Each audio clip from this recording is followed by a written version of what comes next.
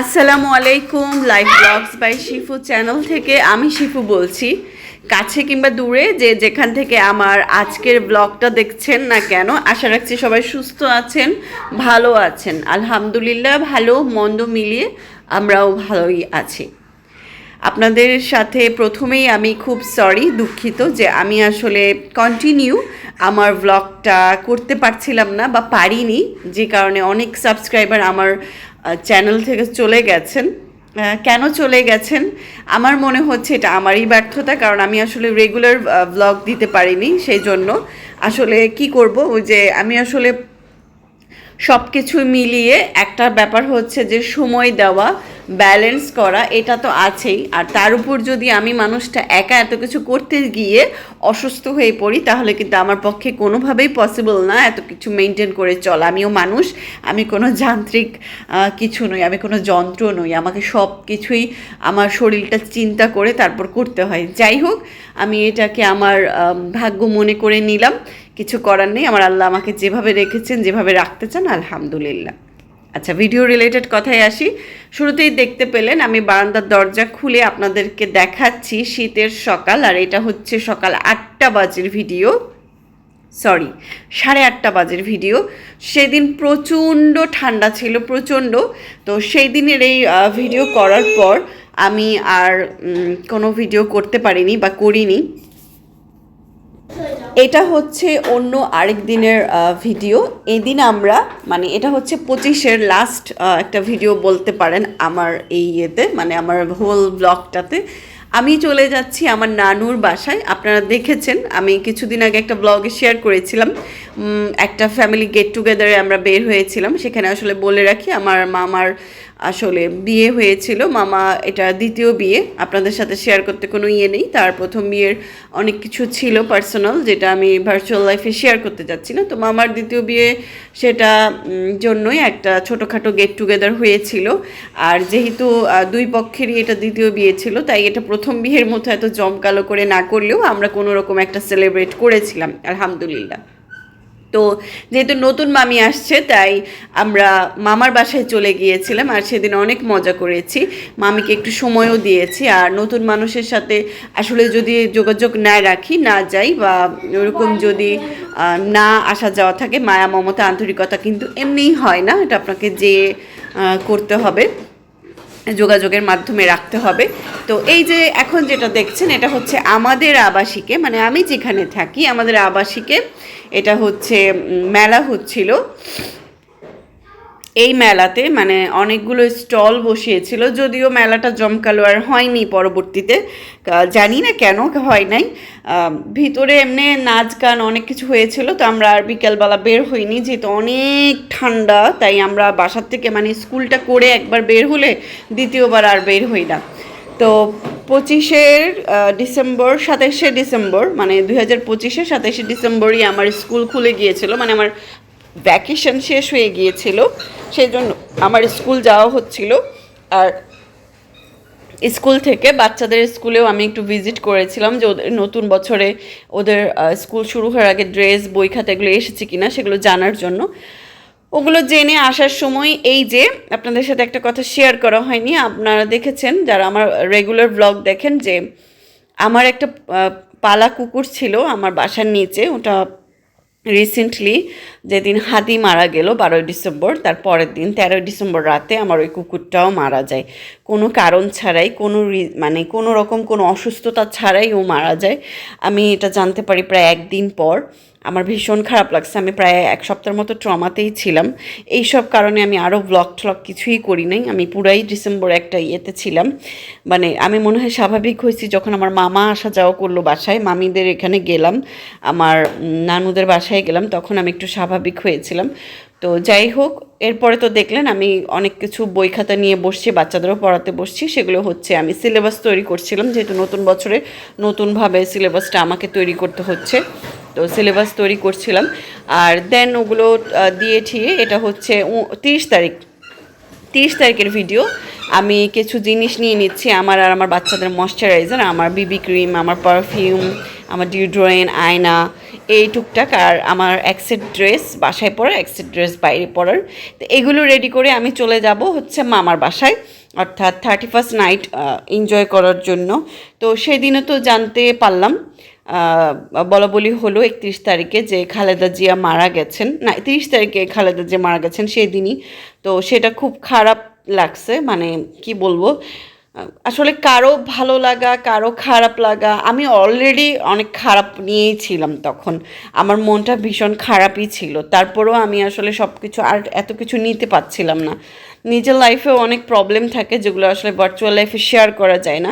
প্রত্যেকটা মানুষেরই লাইফে কিছু না কিছু প্রবলেম থাকে যেগুলো কোনো সমাধান নাই। আসল কথা হচ্ছে কোনো সমাধান নাই। আমি আপনাদের সাথে নতুন বছরে আমার দুঃখ নিয়ে কথা বলতে চাচ্ছি না, তাই আমি বলবো না সেগুলো, আমি ভালো কিছুই বলি। তো আমরা চলে যাচ্ছি মামার এখানে, মানে 31st নাইট করতে। আর বেসিক্যালি আমার এত দুরন্তপনা বা আমার এত কিছু যাওয়া, এত আয়োজন, সব কিছুই আমার বাচ্চাদেরকে ঘিরে। মানে আমি যদি মুভ অন না হই, আমি যদি কোথাও না যাই, তাহলে আমার বাচ্চাদেরকে কেউ এসে নিয়ে যাবে না, কেউ আমার বাচ্চাদের জন্য কিছুই করবে না।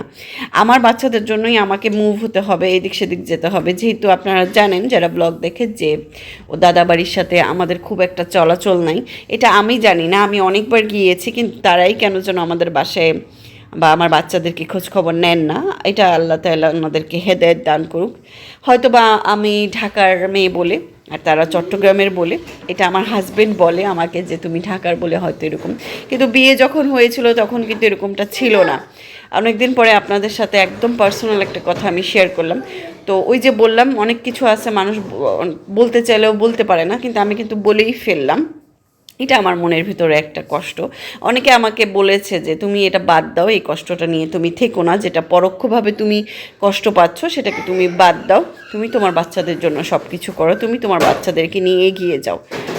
আমার জন্য দোয়া করবেন, আমার বাচ্চাদের জন্য দোয়া করবেন, আমার সংসারের জন্য দোয়া করবেন।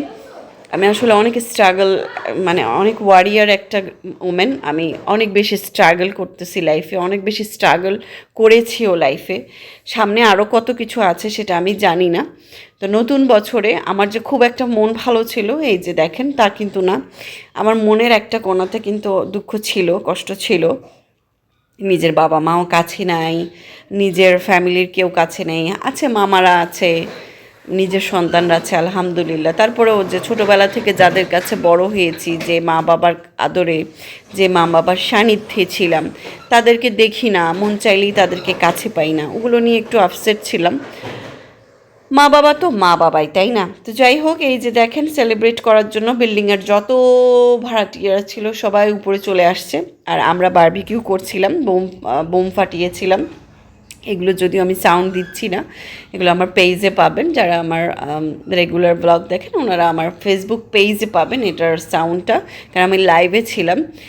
আর দেন এই তো আমাদের আজকে এইবার এই 2026কে বরণ করে নেওয়ার জন্য আমাদের বারবিকিউটা করেছিল আমার খালাতো ভাই আর খালাতো বোন। আর মামি তো সহযোগিতা করেছেই, মামির বাসায় যেহেতু প্রথমবারের মতো মামি শ্বশুরবাড়ির জন্য কিছু করছে, মামিকেও একটু কষ্ট করতে হয়েছে। মেহমান আসলে তো একটু কম বেশি কাজটা একটু বেশিই থাকে।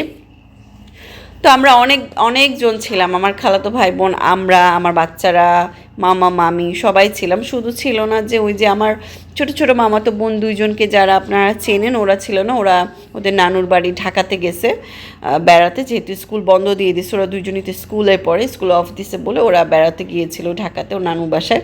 সেই জন্য ওদের সাথে আমার বাচ্চারা একটু মজা করতে পারিনি, আমার বাচ্চাটা একটু বোর হয়েছিল, কারণ একা একা ছিল, দুই ভাই একা একা ছিল। আবার আমরা লুডোও খেলেছিলাম রাত্রেবেলায়, প্রায় রাত 3টা পর্যন্ত লুডো খেলেছিলাম। ও আল্লাহ, এত বেশি মজা হয়েছে, মানে এত বছর পর লুডো খেলতে পারে, এত এত মজা লাগছে আমার, মানে আমি সব কিছু ভুলেছিলাম, এমন একটা দিন পেয়েছিলাম। অ্যান্ড দেন আমার হাজব্যান্ড আর আমার খালাতো বোন কেক আনছিল, তো দুইটা কেকই আমরা 2026কে বরণ করে কেটেছিলাম আলহামদুলিল্লাহ। এই তো ছিল সেই সময়ের সব কিছু, মানে 2026-এর 31st নাইট, দেন 1st জানুয়ারি আমরা কীভাবে কাটিয়েছিলাম বৃহস্পতিবার, সেগুলো। এরপর আমি তো বাসায় চলে আসি, ওই দিনই চলে আসি, হ্যাঁ বৃহস্পতিবার রাতেই চলে আসি, মানে জানুয়ারি 1 তারিখে রাতে মামা দিয়ে যায়। দিয়ে যাওয়ার পরে একটানা কথা বলছিলাম, হাঁপিয়ে গিয়েছিলাম। আজকে কিন্তু কোনো কাটছাট করিনি, একটানাই ভয়েস দিচ্ছি। দেন আমরা তো চলে আসার পরে এই যে নতুন বছরে একটু ঘুরতে বের হয়েছিলাম, একটু খাওয়া দাওয়া করবো। তো আমি গিয়েছিলাম ফিনলে স্কোয়ারে, চট্টগ্রামের 2 নম্বর গেটে এটা অবস্থিত। তো সেখানে যাওয়ার পর বাচ্চারা খুব খুশি ছিল। আমি আসলে খুঁজতেছিলাম, যেহেতু সামনে ফেব্রুয়ারিতেই রোজার ঈদ, ফেব্রুয়ারি মার্চে, তো আমাকে আগে থেকেই আমার আত্মীয় স্বজনের জন্য গিফট কিনতে হবে। যেহেতু আমি এখন জব করি, আমার নিজের থেকে একটা দায়িত্ব থাকে, এটা আমার মা বাবার প্রতি, সবার প্রতি। তো ওই জন্য আমার একটা গিফট নিতে হবে। দিতে ভালো লাগে, সবার জানি না মনটা কেমন, কিন্তু আমার খুব ইচ্ছা করে সবার জন্য করি, সবাইকে দিই। তো গিয়েছিলাম গিফট দেখার জন্য। একেবারে যে নিয়ে আসছি তা না, আমি এখন একটু যাওয়া আসার মধ্যেই থাকবো মার্কেটে, যে কখন কি আমার কেমন পাওয়া যাচ্ছে, কেমন দাম হচ্ছে। তো সেই জন্যই দেখা। আর বেসিক্যালি খেতে গিয়েছিলাম কলিজা ভুনা একটা দোকানে আমার পরিচিত, সেখানে খাওয়া দাওয়া করে আমরা দেন চলে আসছি সেদিন। এরপর তার 3 দিন পরে, 2 দিন পরে আমাদের বাসার সিলিন্ডারের গ্যাস শেষ হয়ে গেছে। অলমোস্ট 2 মাস কমপ্লিট করে আমার গ্যাসটা শেষ হলো। আর আমি এইবার গ্যাস সিলিন্ডার কিনতে পারিনি। আমি জানি না চট্টগ্রাম ছাড়া আর কোথায় কোথায় গ্যাস সিলিন্ডারের দাম বেড়ে গেছে। আমার বাসায় তো প্রচুর, মানে আমাদের এলাকাতে প্রচুর দাম বেড়ে গেছে। 1800-1700 টাকা চাচ্ছে, যেখানে আমরা 1400 টাকা দিয়ে কিনতাম 12 কেজির একটা সিলিন্ডার। সেখানে প্রায় 1800-1700 টাকা দিয়ে কেনা কি পসিবল? তো আমার হাজব্যান্ড বলতেছে, আচ্ছা দাম কমবে, এটা একটা সিন্ডিকেট করে রাখছে, তুমি একটু কারেন্টের চুলাতে রান্না করো। ও যেহেতু বললো রিকোয়েস্ট করে, এখন কী করবো? ওই তো আসলে মেন ইনকাম সোর্স, ওই তো আমাদের সব কিছু, তো ওর কথা মতোই তো আমাকে চলতে হবে। দেন আমি বললাম আচ্ছা ঠিক আছে, একটু কষ্ট না, অনেক কষ্ট হবে, কারণ কারেন্টের চুলায় রান্না করলে পানি যেন না পড়ে, তারপরে হচ্ছে খেয়াল রাখতে হবে কারেন্টের চুলাতে পানি পড়া যাবে না। রান্নার সময় ভাই পানি পড়ে যায় চুলার উপর, অনেক কিছুই তো হয়, তো একটু খেয়াল করে রান্না করতে হয়। দেন আমি একটু খেয়াল করেই রান্না করছি। আর এটা হচ্ছে নতুন বছরে, মানে 4 তারিখ আমি স্কুলে যাচ্ছি। দেখেন 4 তারিখে স্কুলে যাওয়ার সময় কি পরিমাণ কুয়াশা ছিল, মনই চাচ্ছিল না যে আমি স্কুলে যাই। মানে আমার মন চাচ্ছিল যে আমি বাসায় থাকি, ঘুমাই কম্বলের নিচে, কারণ এই কয়েকটা দিনে, প্রায় 12-13 দিনের ছুটিতে আমি একটা দিনও 11:30 থেকে 12টার আগে উঠিনি। আরেকদিন তো 1টা বাজে উঠেছিলাম, হাজব্যান্ড বাসায় ছিল বলে। আর যেহেতু আমি অ্যালার্জির ওষুধ খাই, আমাকে মানে এত বেশি ঘুম পায় আমার, তার মধ্যে উইন্টার, আমি তো শেষ, মানে এত এত ঘুম পাই তো আমার। এই যে বাচ্চাদের নিয়ে চলে যাচ্ছি, যেহেতু আমার স্কুলে, আমার বাসায় আমার বাচ্চাদেরকে দেখাশোনা করার কেউ নাই, তো আমার সাথে করেই আমার স্কুলে আমার বাচ্চাদেরকে নিয়ে যেতে হয়। এখানে একটা কথা বলে রাখি, এখন কিন্তু ওদের স্কুলটা আলাদা, আমার স্কুলটা আলাদা। মানে আমি যেখানে জব করব সেখানে ওদেরকে আর ভর্তি করাইনি, আমার জব প্লেসটা আলাদা, আর ওরা অন্য স্কুলে ভর্তি হয়েছে, ওদেরকে এবার ইংলিশ মিডিয়ামে দিয়েছি। আপনারা বাচ্চাদের জন্য, আমার বাচ্চাদের জন্য দোয়া করবেন। আর এই যে দেখেন কত ঠান্ডা, তখন কিন্তু 9:30, 10:45 বাজতেছে, তারপরেও কিন্তু দেখেন কুয়াশা আছে। আমার বাসাটাতে একটু ঠান্ডা কেন আমি বলি, আমার বাসাটা হচ্ছে সামনের দিকে বিল, মানে কোনো বিল্ডিং নাই, কিচ্ছু নাই, ঘাস আর ঘাস, মানে খুব সুন্দর একটা জায়গা। আর এখানে বেডরুমটা প্রচণ্ড ঠান্ডা থাকে, মানে বলার মতো না। আর এই যে বাসায় হোমমেড স্যান্ডউইচ বানিয়েছিলাম গতকালকে বাচ্চাদের রিকোয়েস্টে, অনেক দিন ধরে বাচ্চারা খেতে চাচ্ছিলো, এবং আমার বাচ্চা আজকেও বলতেছে যে মা আজকেও আমাকে প্লিজ আবার বানিয়ে দিও। তাই আমি বলছি আচ্ছা ঠিক আছে, আমি চিকেন ম্যারিনেট করে রেখেছি, আমি দেখি সুযোগ পেলে তোমাকে বানিয়ে দিই মনে। তো এই যে হোমমেড স্যান্ডউইচ বানিয়েছি, অনেক বেশি মজা হয়েছিল, আমি নিজেও অবাক যে এত মজা করে আমি স্যান্ডউইচ বানাতে পারছি। তো ভিডিওর এই পর্যায়ে বলতে চাচ্ছি, যারা আমার এই ধরনের ব্লগ, লাইফস্টাইল ব্লগ দেখতে পছন্দ করেন, তারা প্লিজ আবার ফিরে আসেন আমার চ্যানেলটিতে, একটা সাবস্ক্রাইব করে যান, আমার চ্যানেলে একটা সাবস্ক্রাইব করে দিবেন। খুব ভালো লাগলে একটা লাইক করবেন, কমেন্ট করবেন, কে কোথা থেকে দেখছেন, কেমন আছেন, কারণ আপনারা কমেন্ট করলে আপনাদেরও কিন্তু রিচ হবে, আপনাদেরও কিন্তু ফলোয়ার বাড়বে, কারণ আমরা কিন্তু কমেন্টগুলো ফলো করি, কমেন্ট দেখতে গিয়ে কিন্তু অন্য চ্যানেলগুলোতে ঢু মেরে আসি। সো কমেন্ট করবেন আর প্লিজ সাবস্ক্রাইব করবেন। আর এই যে দেখেন বেলা 3:20 বাজতেছে, এটা আজকের ভিডিও, মানে আজকের একটু আগের ভিডিও। আমি ভিডিও করেছিলাম আর বলছিলাম যে মানে 3:20 বেজে গেছে, কারেন্টের চুলায়, একে তো দেরি করে উঠেছি, তার মধ্যে কারেন্টের চুলায় রান্না করতে কত দেরি হয়ে যায়, মানে কি বলবো, তো রান্না করতে করতে দেরি হয়ে যাচ্ছিল, আর আমি আজকে বাঁধাকপি চিংড়ি দিয়ে আর চিকেন রান্না করেছি আলু দিয়ে, মানে মুরগির মাংস। তো এই তো আমার আজকের ব্লগটা এতটুকুই। যদি ভালো লেগে থাকে, ভালো লাগে কাজ করে, প্লিজ আমার চ্যানেলটিতে একটা সাবস্ক্রাইব করবেন, একটা লাইক দেবেন, ফলো করবেন আর কমেন্ট করবেন। আমি আপনাদের কাছে আবারও রিকোয়েস্ট করছি, যদিও আমার 1 বছর কমপ্লিট হয়ে গেছে, আমি জানি না ইউটিউবে আমি মনিটাইজেশন কবে পাবো। আমি কিন্তু অলরেডি আমার পেজে মনিটাইজেশন পেয়েছি, কিন্তু আমি আসতেছি। আমি কিন্তু অলরেডি পেজে মনিটাইজেশন পেয়েছি, কিন্তু আমি কি বলে ইউটিউবে এখনও পাইনি, কারণ আমার সাবস্ক্রাইবার ফিল আপ হয় নাই। তো আজকের ব্লগটা এতটুকুই। সবাই ভালো থাকবেন, দোয়া করবেন আমাদের জন্য। আল্লাহ হাফেজ, আসসালামু আলাইকুম।